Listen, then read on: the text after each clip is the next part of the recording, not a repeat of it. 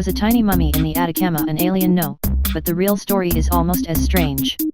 Nearly 2 decades ago, the rumors began.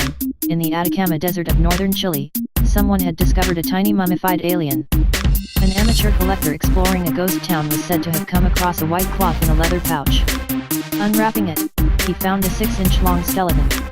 Despite its size, the skeleton was remarkably complete. It even had hardened teeth. And yet there were striking anomalies. It had 10 ribs instead of the usual 12, giant eye sockets and a long skull that ended in a point.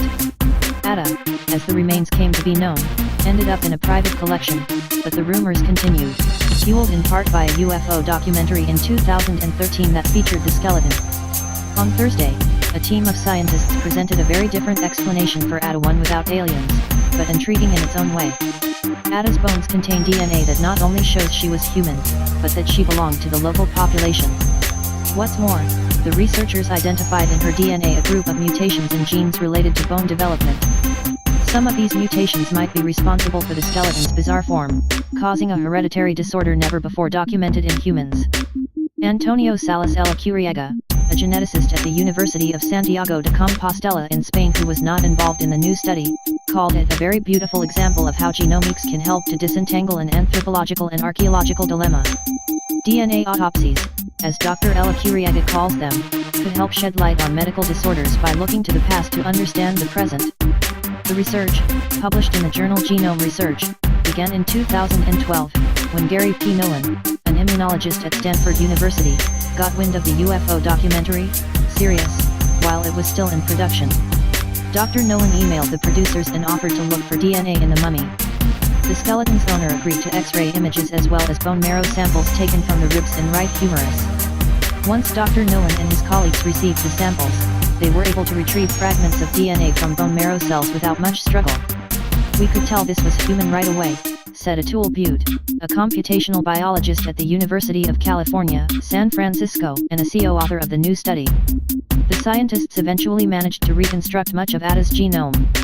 She was a girl, they found, most closely related to indigenous Chileans. But she also had a substantial amount of European ancestry.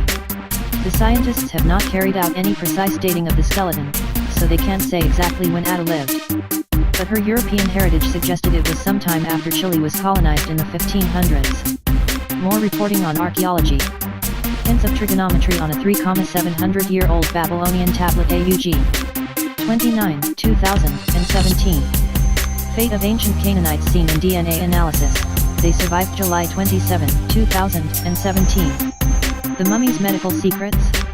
They're perfectly preserved June 02, 2017. Chickens weren't always dinner for humans Jan. 19, 2016. After death, DNA disintegrates into fragments, which become smaller over the centuries. Ata's DNA fragments are still large, another clue that she's less than 500 years old. While her elongated head was striking, it wasn't the strangest feature of Ata's skeleton.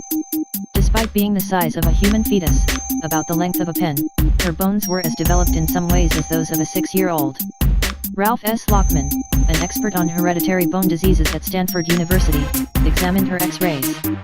He concluded that her constellation of symptoms did not match any known disease. The scientists reasoned that Ata might have had mutations for a disorder that had never before been described.